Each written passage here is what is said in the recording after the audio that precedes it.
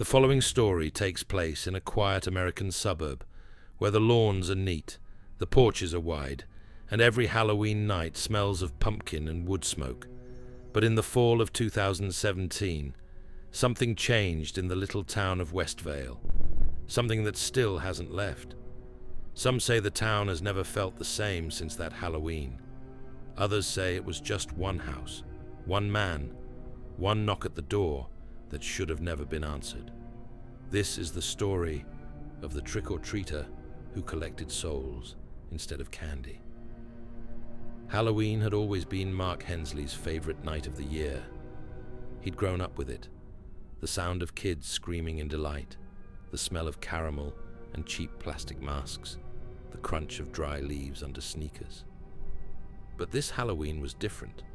Mark was 34, recently divorced, and had just moved into a quiet neighborhood at the edge of town. A place called Ridgeview Lane, a cul-de-sac where every house looked like it had been copied and pasted from the same brochure.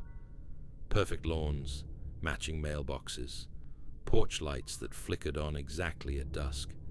He'd bought the house from an estate sale. It was cheap, older, and came with creaky floors and a big oak tree that leaned too close to the roof. But Mark didn't care. He wanted peace.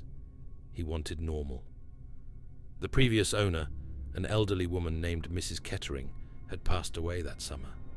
The neighbors didn't say much about her, only that she didn't take well to visitors.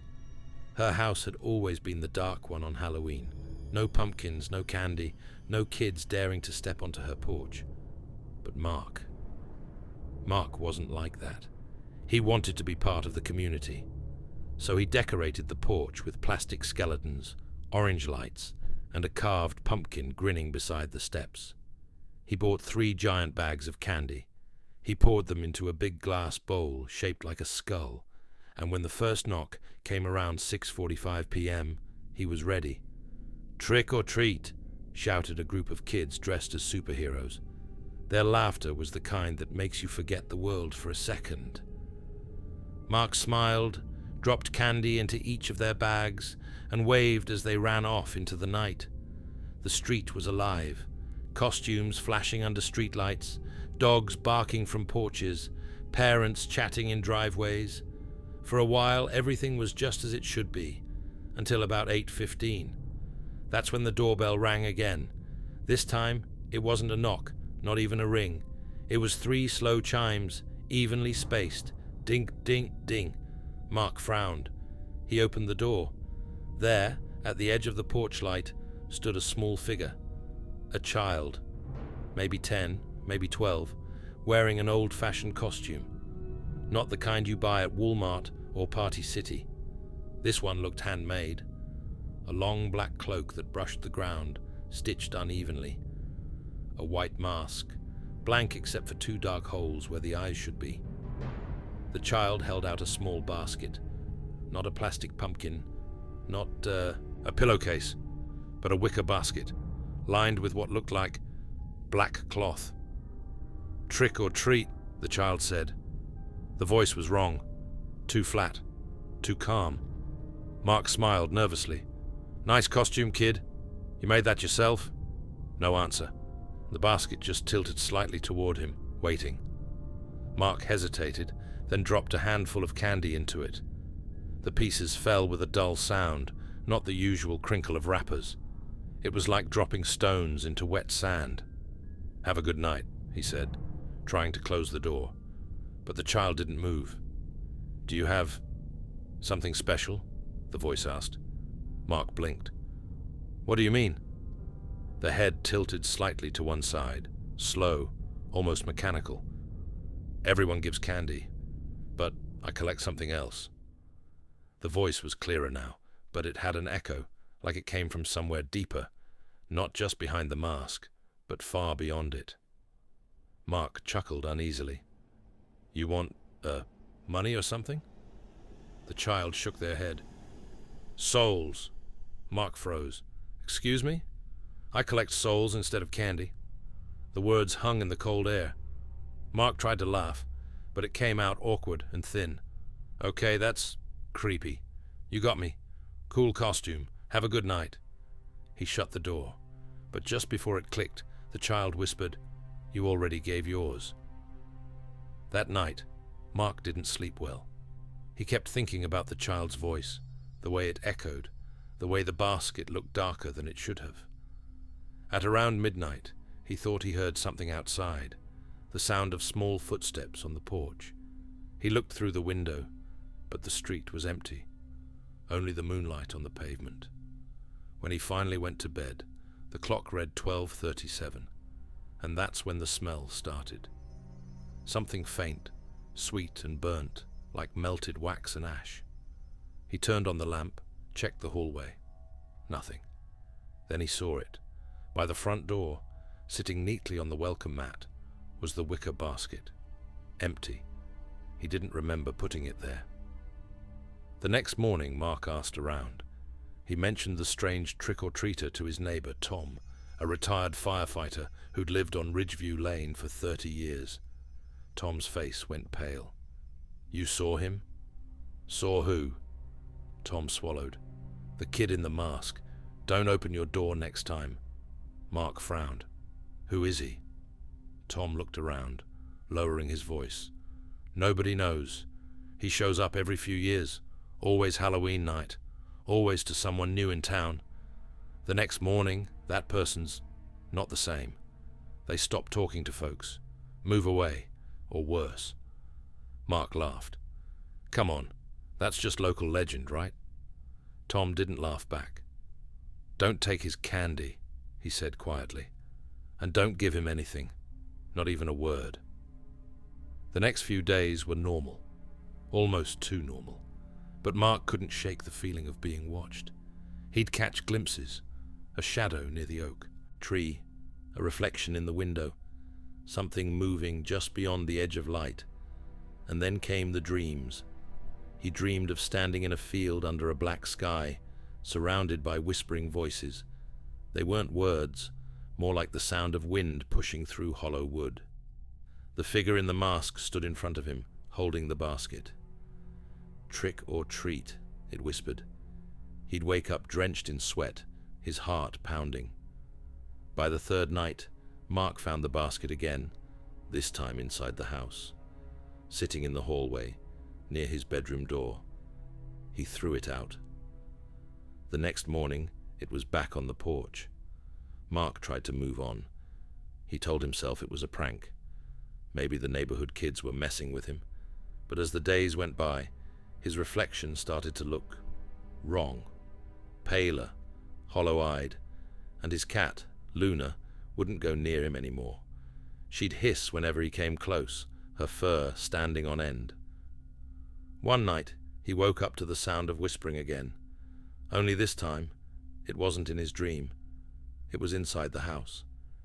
He grabbed a flashlight and walked downstairs. The air felt heavy, colder than it should be. When he reached the living room, he saw the front door was open. Outside, the wind had died. Everything was still. And there, at the bottom of the porch steps, stood the trick-or-treater. Same cloak, same mask, same empty basket. Mark froze. His mouth went dry. "What do you want?" he whispered. The figure tilted its head. "You already gave it. I'm just here to collect." And then, without moving closer, the basket began to fill. A faint, grey mist rose from the ground, swirling into it. Mark felt a pressure in his chest, like something being pulled out. He stumbled backward, gasping, clutching his heart. The flashlight flickered. The figure stepped forward once, twice, and then it was gone. The basket dropped to the porch floor with a dull thud. Mark collapsed. When he woke, it was morning. The basket was gone, but something was missing, something inside him. Over the following weeks, the neighbors noticed. Mark didn't wave anymore, didn't mow the lawn. His eyes looked glassy, empty, like he was half asleep all the time. Tom stopped by once and found the house cold, dark, and silent. Mark stood at the window, staring out at the street. "Mark," Tom said softly, "you need help?" Mark turned his head slowly, and for a second Tom thought he saw something behind his eyes, a faint flicker like candlelight trapped under glass. "I'm fine," Mark said. His voice was calm, too calm.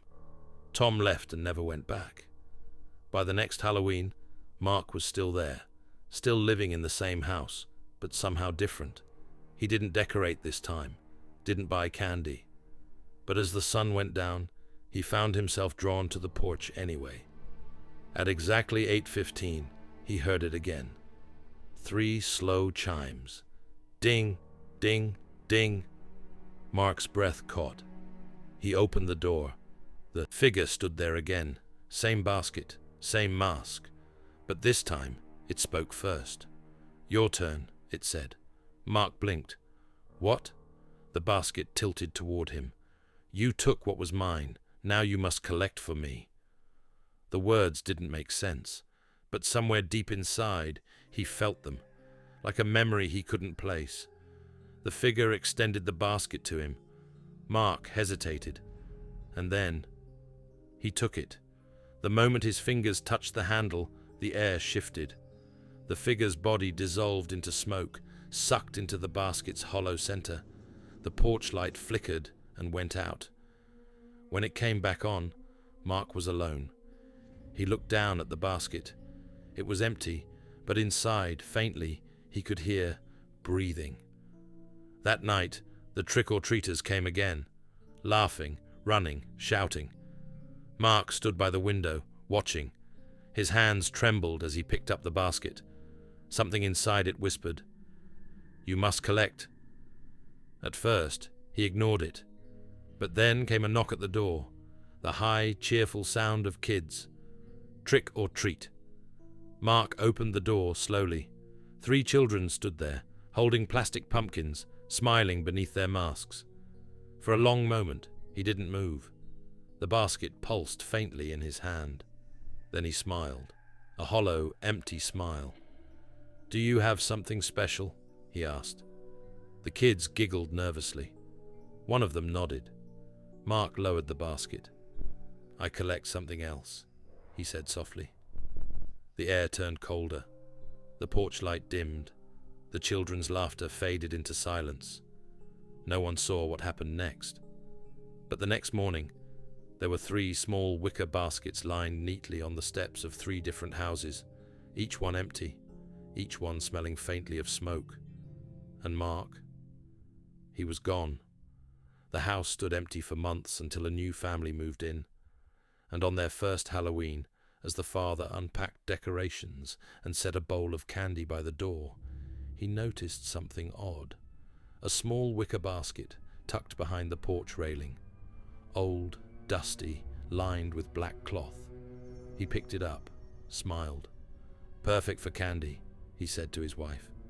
And as he placed it by the door, he thought he heard, just barely, a whisper, soft and distant, carried on the October wind.